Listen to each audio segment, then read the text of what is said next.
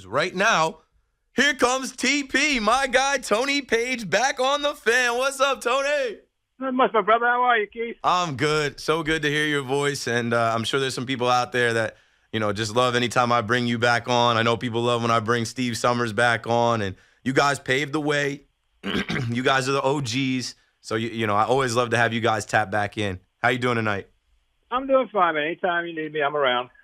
So you hear the conversation about the Mets and Steve Cohen and David Stearns, and I know you're keeping a watchful eye on the headlines and what's going on here, and I just feel like it's a complete philosophy change, a 180. It's like, wait, I thought we were in the big money era. I thought we were in the era of getting whoever we want. When the winter comes, free agency comes, we're getting everybody. Now they're telling you we only got $10 million left to spend, and hey, I get that the fans want everybody, but this is going to be a process. What do you think about that? First of all, I'm just amazed at the Dodgers because I guess the printing press that used to be in the Bronx is now out in L.A. because they're just printing money and signing everybody. And I think you and I mentioned, what the Mets couldn't use, say, Oscar Hernandez. Jeez, yeah, we talked about that. It's to me, I'm not that optimistic about New York baseball this year because it just seems like a hodgepodge that they're waiting for something else to happen. It's like when teams have, like in the NBA, they have a whole bunch of first-round draft picks, but they don't use them. So what was the point? It's like I always said for baseball, you got to give me 40 games to see what the team's got. I might have to raise that a bit because I'm not happy with any of the moves. They still should have kept Walter, and that to me was they just never got rid of him. That was the first move under King Stearns, and I didn't like how that was done. I'm like, come on, this is a guy who is respected throughout baseball, and this was most likely his last go at it. This was his last chance to be a manager, and it just rubbed me the wrong way. I felt sick to my stomach being a Yankee fan. Buck was obviously our manager and on the Yes Network. I never actually met Buck. But, what I always said about Buck is he sees the game differently than anybody. When I hear him talk about baseball, he says things and picks up on things that other guys just don't. I felt like there were Mets, specifically Pete Alonso, Francisco Lindor, that liked him. And to show him the door in that fashion because it's David Stearns' era, that was the first thing. And then you replace him with the Yankees bench coach, Carlos Mendoza, who's never managed a game. He's just managed in spot duty because Aaron Boone gets tossed 10 times a year and he's got to step up and do that. So I felt like that started things off on the wrong foot.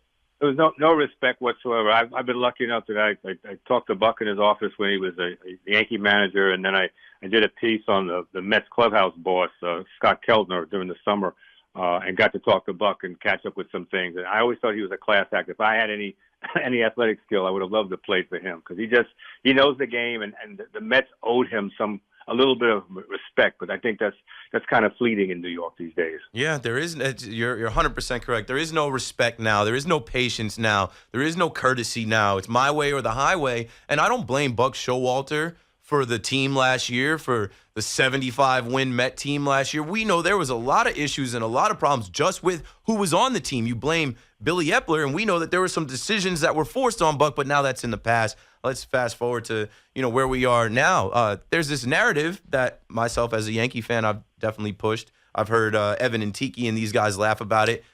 There's a strategy being employed here. Okay, we'll get Carlos Mendoza, who has been in New York with the Yankees as the Yankees bench coach. We'll get Luis Severino, Harrison Bader, and now they're even thinking about bringing in Wandy Peralta. And I think that's because these are guys that Mendy has a relationship with, and they clearly are looking at the criteria. Can they play in New York? Can they handle New York? But, these are guys that are Yankees castoffs. These are guys that the Yankees don't want. So how do you think it's going to work out on the other side? It's not so much that they can play – they can handle New York. The question is, can they handle 162 games? I don't, Severino, what's the over-under? Who gets hurt first, him or Giancarlo Stanton? When does Bader pull a hamstring? It's like that's when you get older, these things happen over and over again.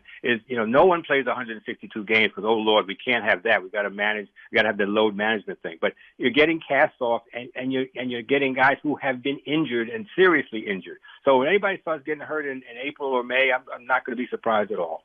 Yeah, the Rangers, those guys played every day. The Braves played every day. Marcus Semien played every single game of the regular season and the postseason. So there are some teams and some guys that have a formula to make sure that they're out there every day. It just seems definitely with the Yankees, they got a scheduled rest period, and they lead the league in IL trips. So I don't know why anybody would want to pick up their castoffs, because you're just going to get more of the same. See, I'm spoiled because I'm showing my age, because I remember Koufax and Dreiser and Gibson, and people like to hear that over and over again. But the fact of the matter is, they were dependable for 9 innings. When we watched Jacob deGrom in his prime here in New York, and Garrett Cole, God bless him, he won a Cy Young, they are two of the greatest 7-inning pitchers I've ever seen in my life. Let me see you get to 9. They can't. And that's what happens every year to these teams. These guys go 7 innings, and then the bullpen's burned out by the end of the year. You get into the postseason, and now you're asking the starters to go 8 1/3, where they haven't done it all year, and the bullpen's burned out, and then what? These guys, if I was a starting pitcher today, I said, you take me out, you're going to have to drag me out. Don't give me that third time through the order. Just let me do my thing. I guess if Koufax came up today, they'd make him a closer. One inning and sit down. These guys are unicorns now. God forbid there's a man on base and you bring somebody in. Now, I can't wait for baseball to start. Now we're getting into the conversation that we always have on the fan. I feel like I've had a bunch of calls like that. But, you mentioned the bullpen. And, okay, for the Mets last night, a report comes out from Andy Martino that the Mets have roughly $10 million to spend the rest of this offseason, and they're going to apply that to the bullpen and get a couple relief pitchers. Well, you better, if your starting rotation is Kodai Senga, Quintana, Hauser, Severino, Minaya, you better have a bullpen ready to go, especially like with you said, nobody goes 8-9 innings. Like if Cole gets a complete game, man, we're acting like he threw a perfect game, and he's one of the only guys that can do it. What do you think about this this budget? What do you think about I want to say it's not real. I want to say it's like Stearns putting this out there because they do have a high payroll with all the guys that they're paying that aren't playing for the Mets, but it can't be real on January 9th for you to tell your fan base, we're done. We got $10 million left to spend. We're going to get a couple relievers. And you already signed a bunch of random Andre Scrub type players for the bullpen. And like I just said a little while ago, but I guess Uncle Steve's money isn't as deep as we thought it was, because if you couldn't see the upside of getting Teoscar Hernandez, I don't say he's the greatest ball player of all time, but he put up 20 home runs and 93 RBIs, and somebody I saw on TV said, well, he strikes out a lot. Everybody strikes out. Yep. It's still 20 homers and 93. They need a bat. They need another bat, Tony. They need like when I look at this Mets lineup, I'm like, okay, if I think SNY just put it out there with Mark Vientos as the DH, and They need another bat. And you and I were talking about the Dodgers, right? And I say the Dodgers are always trying to improve their team. They spend money. Look at the Dodgers. This is the best part. Well, you're going to owe us $97 million, billion in luxury tax. Okay, who do I make the check out to? They ain't batting. They don't care. The Yankees now all of a sudden the Yankees are in a stir budget. They're not going to spend any money, because now both New York teams, to me, they seem like next year is really going to be not 2024, 2025. That's going to be our year. That's hard to sell to people who you expect them to come out there and buy tickets and hot dogs and park the car and all that. Yeah, and it's changing, right? With down years for the Mets and the Yankees. I mean, we saw Ohtani wasn't interested in either one. We saw Yamamoto play both the Yankees and the Mets and go to the Dodgers. And something I've been saying is, the Mets have to build a winner. A lot of us have been saying that because there are Mets fans that seem to think next year they're going to get Juan Soto just because Steve Cohen can give him the largest offer. Okay, he was able to do that with Yamamoto, but the Dodgers matched it. What if the Dodgers say, hey, you want to come over here? Because the Dodgers ownership group, they don't care. They renovated Dodger Stadium. They have all this deferred money, and they know they're going to make money hand over fist with Ohtani, and they already sell out every game. They have the highest attendance in baseball. So what do you think about the Mets and the Yankees? I think the Yankees are not the Yankees have an identity crisis right now. They're trying to get Marcus Stroman. Yeah, you're not above bringing in Marcus Stroman. It doesn't matter what he says because you're not the Yankees that you once were. It's been a decade and a half since you've been to a World Series, and the Mets, I don't know who they're fooling. Just because you have the richest owner in the sport doesn't mean you can just get everyone. You weren't able to keep DeGrom. You might not be able to keep Pete Alonso.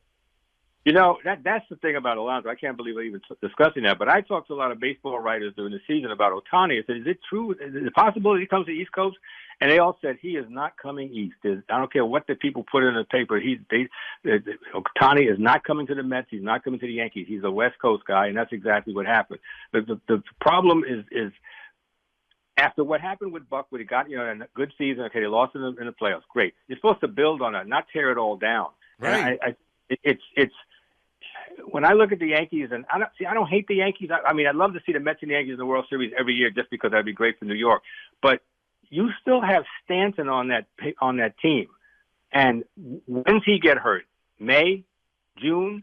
I mean, he can't play the field. I mean, it's no longer a 5-tool player. He can't run, he can't field, he can't hit, he can't throw, he can hit for home runs. Okay, but that's a 1-tool player worth what, $13-14 million a year? If Cashman knew what he was doing at this point, and Steinbrenner said, get rid of him. I don't care. I'm on the hook anyway. Get rid of him. I have to open up the DH so everybody gets to play. When Judge gets hurt, then what happens to Stanton? He's going to play right field. No, I mean, it sucks. So, I mean, Stanton's contract, the Miami Marlins, their group, when they made that contract, they got out of baseball after that. Stanton's owed so much money, over $20 million, and they say he's working out. He's going to be leaner. He's going to be in shape this year. He couldn't even run. He couldn't go second to home. The thing about Stanton, now that they did get Juan Soto, we expect him in right field, Verdugo in left field, Judge in center, the young kid to come up, Jason Dominguez. He's going to be a DH, maybe play a little bit of right field. I think they got to figure out a way to get his money off the books next year if they plan on retaining Juan Soto. Because, yeah, like you said, it's like with this guy, even Cashman speaking on it. He's speaking at the GM meeting saying it's part of his game to get hurt. Like, we're anticipating him being hurt this season. And then Joel Wolf, who represents Yamamoto, took that personally. So you should have known right there Yamamoto wasn't signing with the Yankees. It's a mess, man. And I know that there's a luxury tax, and people want to talk about Hal Steinbrenner and the money that he spends. And the Yankees put a $25 million patch on the jersey. But, like, that's what I'm saying. The Yankees aren't what they used to be. No. And I don't know who we think the Mets are because they got a new owner. They've changed course. The philosophy has completely changed. Let's stop talking about the Mets and the Yankees because right now the Knicks are back. Did you expect that? Did you see that coming?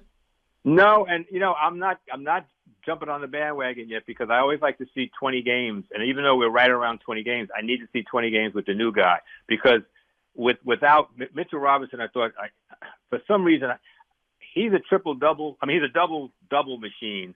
But he just gets all his points on dunks and lobs, and you would think after this long in the season or in his career, he'd have a jump shot of some sort. But yeah, now develop some kind of offensive game. Yep. Mitchell Robinson, we got the news today.